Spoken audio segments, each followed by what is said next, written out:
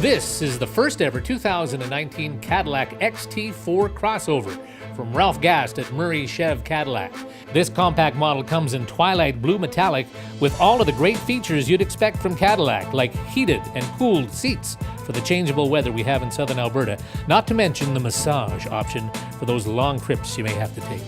You also get a lot of legroom for driver and passenger, instrument panel dedicated controls, device pairing, and smarter Bluetooth so you don't miss important phone calls. For grocery day, use the foot sensor in the back for the hands-free tailgate activation. Under the hood is a 2-liter turbo with 9-speed transmission. It's a magical vehicle for a very magical guy, Ben Price, who has been wowing audiences for the past 7 years with his mind-blowing stage show. Most recently, he was featured in the Old Favorites fundraiser at the Yates Theatre. And that's where we caught up with him. He telepathically knew that's where we'd be at the exact time. The amazing Ben Price. I'm Mark Campbell. This is Cool Cars, Interesting People. Hey, Ben. Hey, Mark. You want to come in and do something? This goes against all my mother's early childhood warnings, but... See, well, I got you locked in. You got me locked out. Oh, there yeah, that's it. I always get the in and out confused. Who doesn't? All right. Are you ready to go for some coffee? Yeah, let's do it. All right. Hey, so do you mind if we do this entire interview in a stupid British accent, for no apparent reason? Do I mind? Yeah, do you mind at all? I don't mind. No, we'll not do that. I have no idea why I did that. There was a lady at the show last night who was from New Zealand. No way. She was volunteering, and I spoke to her in my best but worst South African accent. That's the best I could do. There really are, having traveled to New Zealand and Australia, there are real subtle differences between Kiwis, Aussies, and the South Africans. Yeah, for sure. Like just little words, like the way they say their I words, right. Apparently. So apparently. Apparently. Who's to say? Not that I know. Yeah. But that's what I've heard. Yeah. Yeah. So you're let's just get back to you. Sure. You're a Lethbridge guy, right? Yeah, I was born and raised in Lethbridge. Good. Yeah. Good. LCI. My family all lives here. I went to LCI. Yeah. Good. Yeah. Was that a good experience? I don't want to say anything bad about it, but LCI is a very sports-forward school, let's say. Well, and you obviously are an athlete. Yes, yeah. Look at those guns. They're something else. No, I was always in the fine arts, and I was lucky to have a good 3 years of fine arts at LCI with my teacher there. So yeah, who was? It was Kelly Fruin. Kelly, of course. Yeah, of course. Yes. He's tall. He's very tall. Yes, I always looked up to him, not because he was a good person, but because he was tall. 7 feet tall. So you did some nice shows there too. Yeah, we did a lot of good shows. LCI's got a great arts program. Yeah. Yeah. So I worked with him, and then I also worked in the dance area, and I stage managed. I never was acting, and stage management was my area. So when you went to school in high school, did you have a car? Did I have a car? Yeah. No. No. I actually recently just bought my very first car. You're kidding Maybe me. 3 months ago. Yeah. Your first car? My first car. Wow. Yeah, I've been bumming it since really? 3 months ago. So what kind of a car did you get? Was it a Cadillac like this? I got no. This is a nice car, but I had limited budget to work with, so I spent my $5 on a Ford Focus. Ford Focus. Yeah. Okay. That'll get you there. It gets me from A to B. Yeah. Yeah. And a conscious decision for you in your world of magic to get to Calgary? Yes. Yeah. I guess trying to get somewhere more central. Relocating was a better way to go because I do shows all over Alberta mostly. Sure. I mean somewhat all over Canada if it happens. But Calgary's just more central. It's easier to get from Calgary to Edmonton or Calgary to Lethbridge instead of Lethbridge to Edmonton. So, yeah. So what's the magic community like? If there is there one? Is there a group of people that compare notes and say, how did your show go? I mean, I know that you know Jeff Newman, who's done some hi, great. Jeff. Yeah. I don't say hi, Mom. I say hi, Jeff. There definitely is a community in Calgary. There's a ring. So there's something called the International Brotherhood of Magicians, which what a sexist name for the organization. We should think about changing that. But there's all over the world there's rings, so they're all affiliated with the International Brotherhood. And in Calgary there's ring 66, I think. So they meet every Thursday, every last Thursday of the month, I believe. Good thing it's not ring 666. Yeah, no. Be, well, it depends on what kind of magic you do, I guess, right? So, yeah. If you're into that, I'm not. Who am I to judge? But yeah, we compare notes. We meet every last Thursday of the month, and they bring in professional magicians from all over the world too to do lectures. So you get to learn things through the ring, and it's quite fun. So what is? I mean, there's the old unwritten. Well, I don't know if it's written or unwritten or just everything's perception. Written down. Is it? Absolutely. I mean, the perception that you never tell your trade secrets. Right. But is that?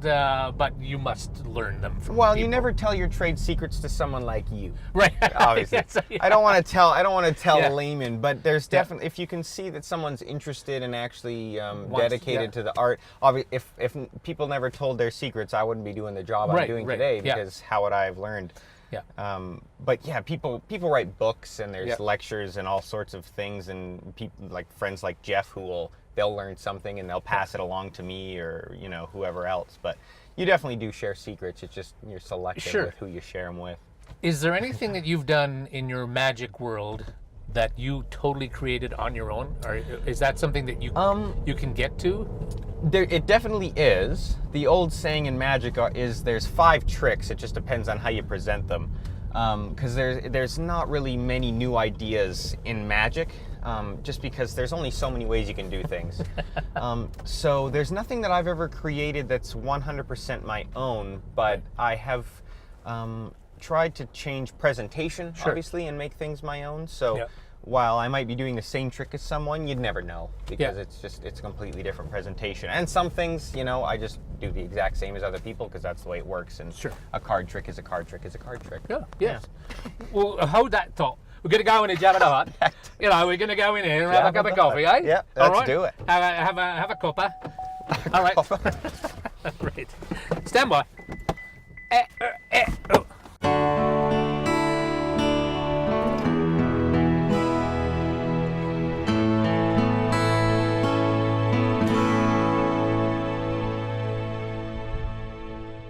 Ben, welcome to Jabba the Hutt. Thank you. Hi, Brian. Lovely place.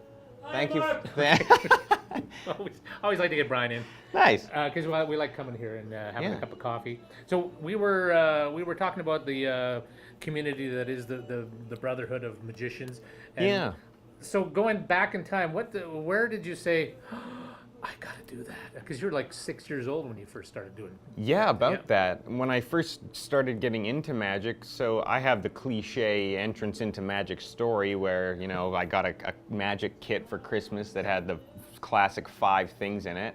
And learned those and got bored with those. And then my parents and I were in Calgary once maybe went to the zoo or something, and we were driving down Center Street, and my mom said, "Oh, Don's Hobby Shop looks fun." And we went in, and there was a whole counter of magic, and my dad bought me 2 or 3 things to practice, and they were, upper scale things and harder sleight of hand, and started learning, and I've been interested ever since. And then maybe 7 years ago, about that, I started, taking shows or doing little shows here and there, and just done it ever since. Yeah. Who are some of your inspirations as you look at, see some of these guys on TV or wherever, or go see them? I don't know where. Yeah, I've obviously there's people that like David Copperfield or Penn and Teller, and they definitely do. I love Penn and Teller. I could watch them over and over, and I do on searching through YouTube or things. And they have a new show now that I watch religiously. It's Is that great. The one, Fool Us, yeah. And I know a couple people who've been on and fooled them successfully. Yeah, actually, Wes Barker will be here this month or something at Good Times. He fooled them. He's from Vancouver, but his brother lives in Lethbridge. Wow. And then there's a guy I know from Vancouver, Sean Farquhar. He fooled them twice, actually. Really? Yeah. So I watch that show all the time. There's great people on there. Do you have a sense of what they're doing, and can you catch what they're? I mean, it's unfair for me to say yes, because I do, but it's after maybe 5 or 6 viewings, and then. but they get to watch it one time live and then have to say. So I'm not saying in any way that I'm quicker or smarter than those two, because I'm definitely not. But after a couple of watches, even if I don't have an idea of how they're doing it, I could say this is how I would do it. Sure. So I could recreate the effect, but maybe not in the way they did it. So because you have a knowledge about how things happen in magic, but is there times when you see a magician, and I'm thinking of like is it Shen Lin? Shin Lim. Shin Yeah. Lin? Does he's the one that won America's Got Talent and the World America's Got Talent? Yes, yeah, Got the Talent show. champions or something. Champions of the world. Did what he do amaze you, or did you say, that's about right? No, it's definitely amazing. One, because I'm garbage with cards. I can't do all of that. And there's a big boom right now of there's something called cardistry. Oh. Okay. Which is just people who are finger flinging good at cards, and it's fantastic. And I can't do that. Sounds like a fast food. Finger flinging. Finger flinging good. It's amazing what they do, and his routines, they're just next level, and I have no idea. No idea how he does any of that. I mean, just making things appear out of nowhere. He's fantastic. And then eating stuff and it burns in your mouth. The act actually that he fooled Penn and Teller with the first time on Fool Us. He did? Okay. He's been on twice, I think. He's fooled them twice as well. But you can buy that act in a little box. It comes in a little box of cards, and that's it. Yeah, it's called 52 Shades of Red or something like that. Really? Yeah, so you can learn it, but you couldn't. Just like, no, you can't do it the way he does it. So how would you describe as your shtick? What's your thing? What is it that makes you want people to come and see you? I'm a very interactive entertainer, I would say. I have a script that I follow. There's, I know where I need to be at certain points in the show, but it's a lot of audience interaction. And I think people who haven't seen a magic show, lots of people haven't seen magic shows. And it's strange. So when they come to my show, I hope that they're enjoying it. Even if they're they're like, magic's for kids, they'll see that one, it's not. They enjoy it, but they also just like the interaction that they're having. So I think that's why people have me back or book me in the first place, because they've seen me and they know that it's going to be fun for everybody because we're all having a good time together. So there's a bit of comedy thrown in. I don't want to brag, but I think I'm a pretty funny person. And hi. And I'm good. People can just see audience interaction. Look at that. Right. So thanks. So there's audience interaction, and then there's obviously comedy. I market myself as a comedy magician. So. Oh, that's good. Yeah. That's good. Yeah. I mean, without telling us what your tricks are, I mean, can you give me a sense of what your big trick is? That depends on the show. So. Will you change gears, call an audible during the night of the show, or will you stick to here's what I got is what you're gonna get? Yeah, definitely. When I get to the show, what I have is what you're gonna get. But I have, I'd say now, 3 shows that I can bring. I can bring this show or this show or this show, and they all kind of have a different form. I mean, it's all comedy magic, and there's a different flow, I guess you'd say. But in my touring show last year, my big ending was at the top of the show. I borrowed $20 from someone and made it disappear, and then just forgot about it. And then throughout the show, I mentioned that I still have their $20 or their $5, and they'll get it back, not to worry. And then at the end of the show, I pulled a rabbit out of a hat, and the rabbit had a little necklace on it, had the $20 on it. And it's no, actually, it was a stuffed rabbit. Okay. But the bill is all signed at the top of the show, so you know it's the same bill, and that was my big ender for the Fringe show last year. That's pretty cool. Yeah. Yeah. I like it. Yeah. Now tell me, things go wrong sometimes. Things do. And when it does, how do you get out of it?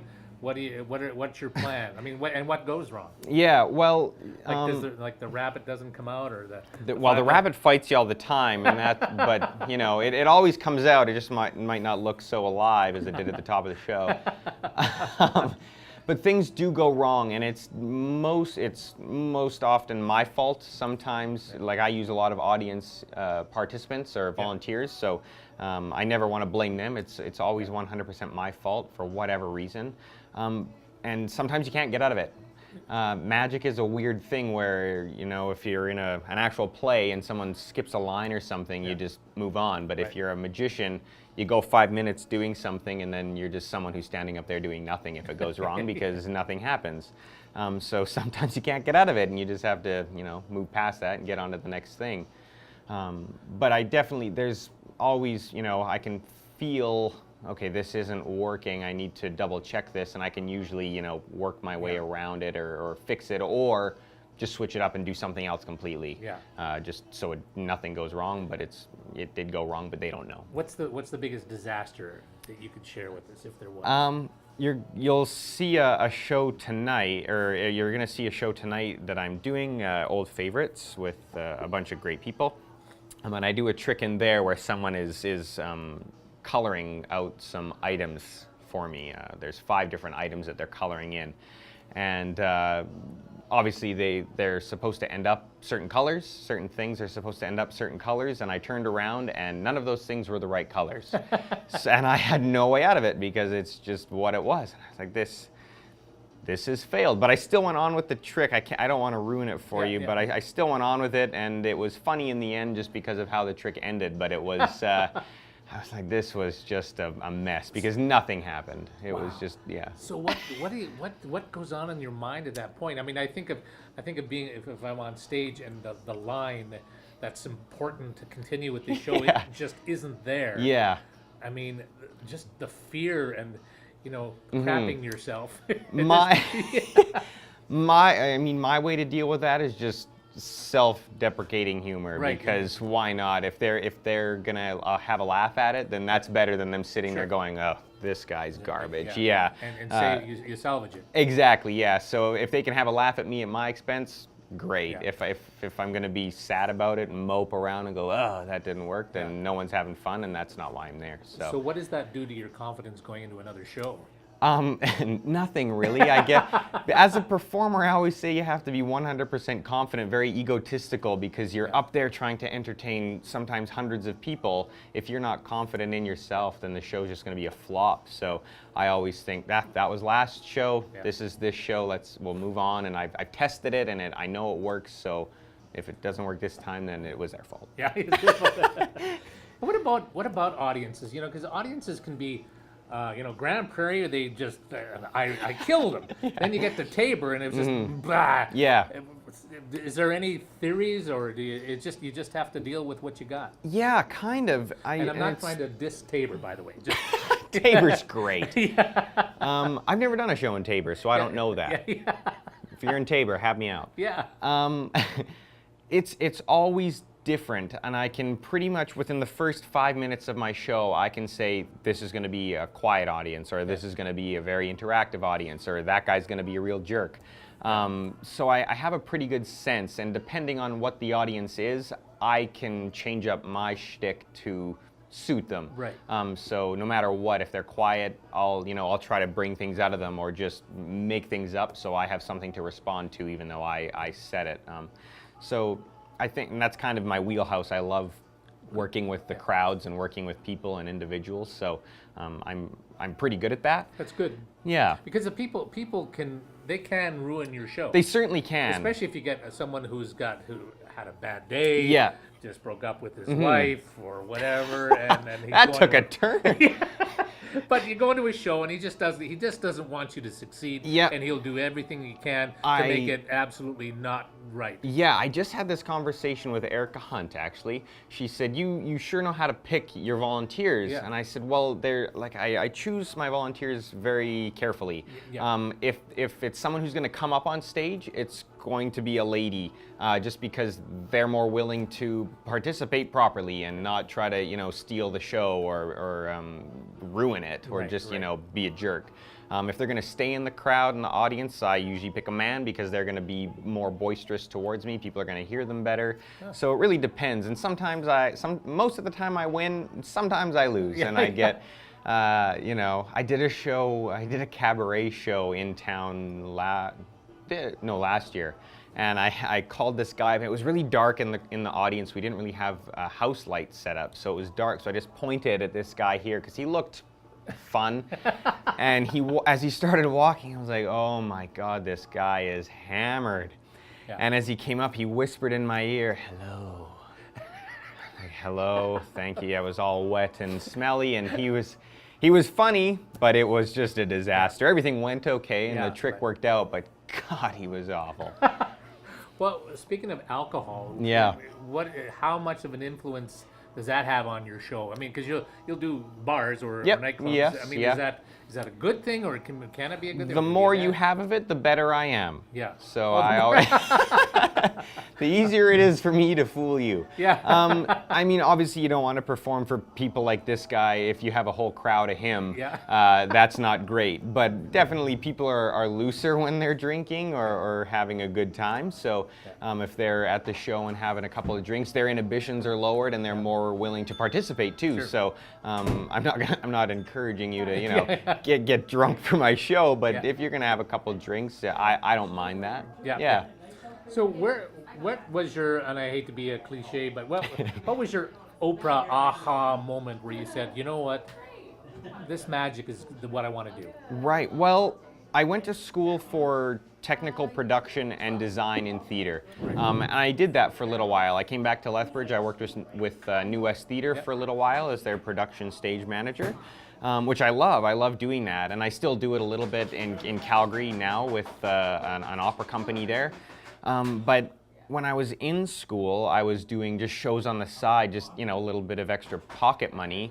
And when I graduated, I was able to take more shows just because I wasn't in school. I had more time, and I thought, I'm be able to, buy myself food or, pay for my phone bill or things like that. So I'm like, this is a viable career option.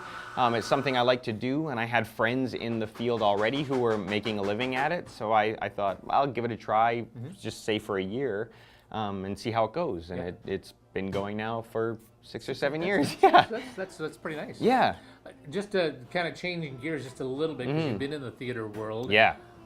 How is theater doing, not just Alberta, but globally, and and what I mean, I know things are down. It's tough. It's expensive. What do you need to do to make it viable again? I mean, and you look at New West Theater, and they've got to retool or figure it out. They have a following, but that following is slowly leaving, and I won't. I'll say leaving. I won't say what I want to say. What are you talking about? But I worked with them for 2 years before I moved to Calgary, and they do a good job here. Like they're successful here, and it depends on where you are. In Calgary, there's a big audience for, say, avant-garde theater or dance, or and in Vancouver it's symphony and ballet, and it's just different things. So I think you really have to know your audience or who you have available to you to come see your shows, because there's just some things people don't want to see, and if you're an artist that does those things, you got to find your crowd.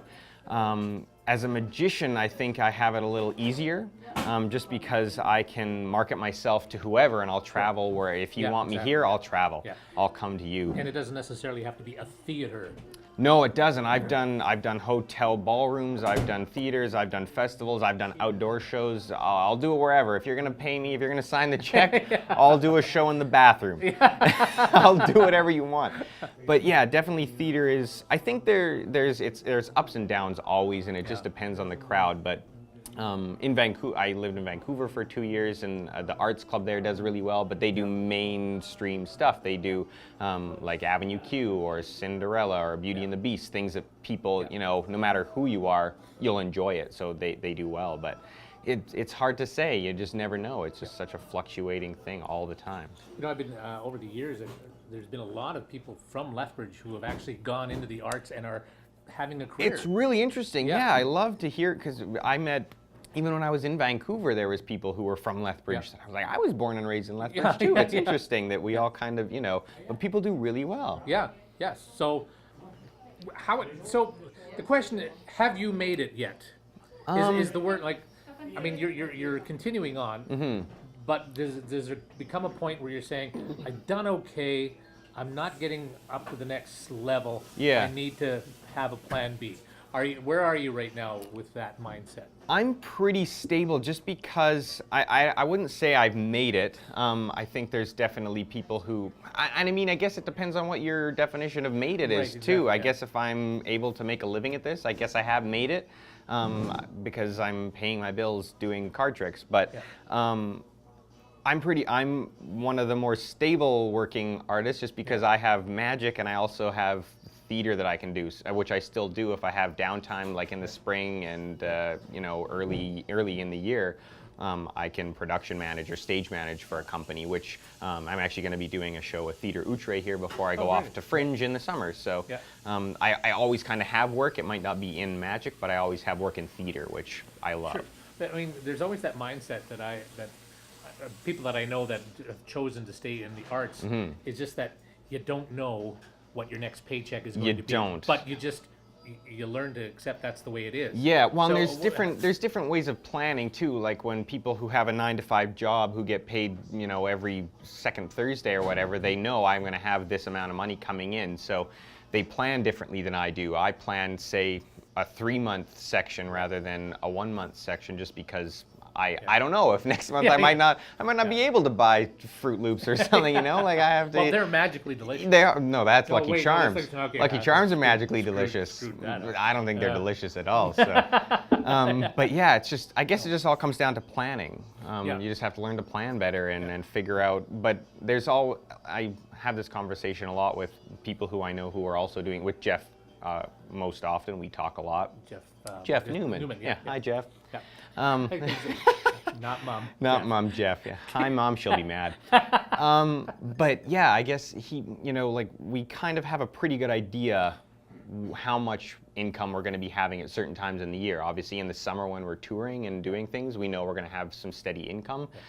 So we blow it all on knickknacks and cards and things in the summer, and then panic in the winter. But we have a pretty good idea, like from August on into January, February, that's pretty steady income for festivals, Christmas parties, things like that. And then the spring is a harder time. Right. Yeah. So what's this life like in terms of relationships, having someone as, you know? Oh, don't do that. Yeah. Don't try that. I mean, because you got to have someone who understands what you're doing, and to not say, why don't you get a real job? I have Jeff. And I mean, it's strange too, because there's after a show you're talking and hugging all these strangers who want to take a picture with you or have you sign. I always hate signing things. I feel weird about that because I don't consider myself famous, but people are like, will you sign it? I'm like, well, okay, that's your signature, there you go. My mom will buy that on eBay, I bet.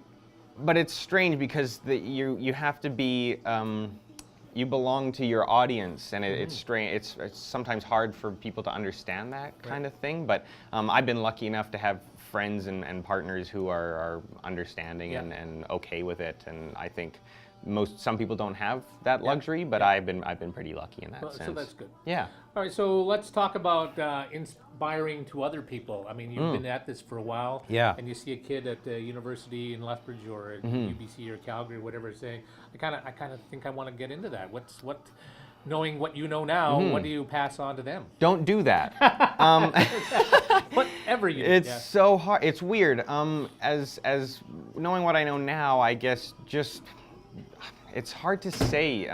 Start reading and going to meetings and find people in your area who do this and talk to them and if they won't teach you something just because they're not sure how serious you are about it, get books. Like when I was first starting, it was all books. I didn't have YouTube. I mean, it came shortly after, but I didn't know about it, and there wasn't much on the internet or online. But there's so many resources now in terms of online lectures or online magic shops or clubs and books and things like that. There's an infinite amount of information out there on all sorts of different things. So find what you like, learn it, show someone so they know you're interested, and then you can go from there. But you really have to commit, though, don't you? You really do. Magic is a lonely childhood because you're just hours and hours in a room in front of a mirror watching your hands and learning one simple move to do.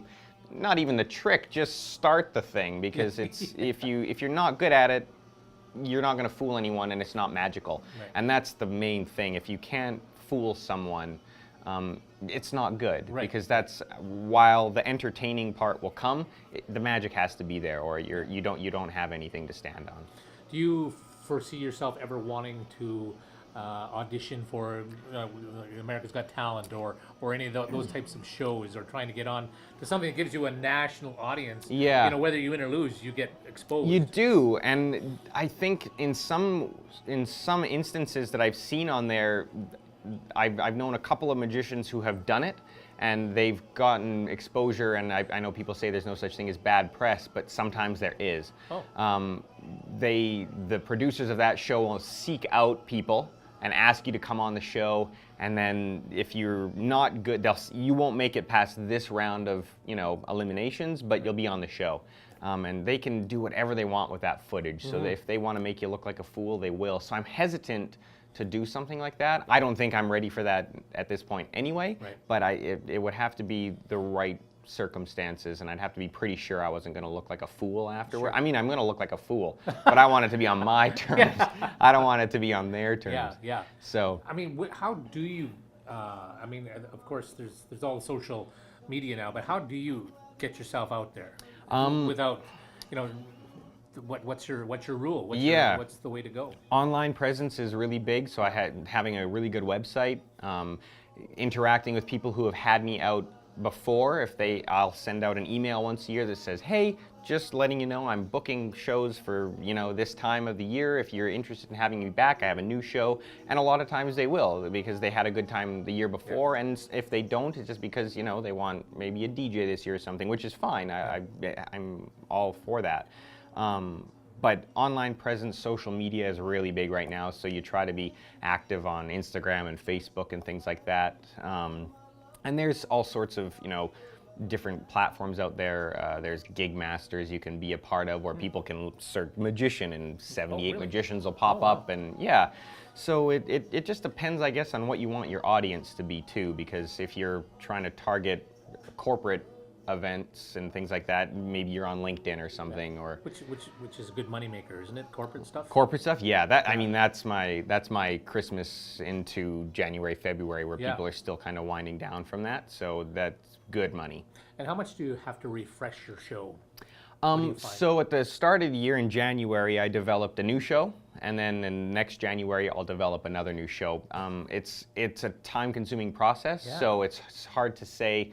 I've had some people say, we'll have you at this point in the year, and then we'll have you back, and I'll have to say, you know what, it's going to be the same show, just because it's so time-consuming to create a new show and scripting and finding new effects, that I just don't have the time to do it because I'm performing now. Yeah. So once a year, and I'm always learning. I might not be developing a whole hour show, but I'm always learning new things, and that helps the process, you know, speed up at the beginning of the year when I'm looking for new things. Sure. So what's the ultimate goal for Ben Price? Vegas show? I would love that. I'd really also like to try cruise ships. I have some friends that do cruise ships, and I'd really like to try that. But who's to say? Maybe I just keep doing this until, you know, one day I think, no, I'll work at Safeway now. That's because, not to diss Safeway. No, I've worked at Safeway. I like Safeway. It's a lax job. No, it's a good job. Send your emails to yeah.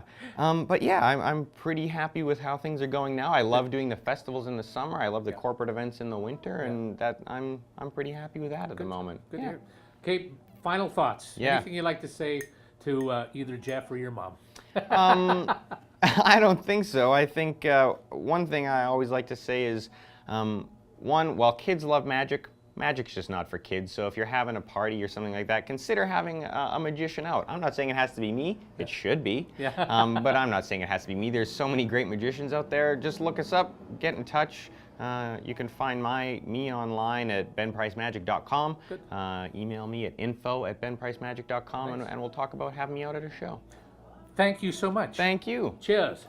There we go. We finish it off there with another one of those accents. Yeah, very good. Love it. Ben Price. I like it.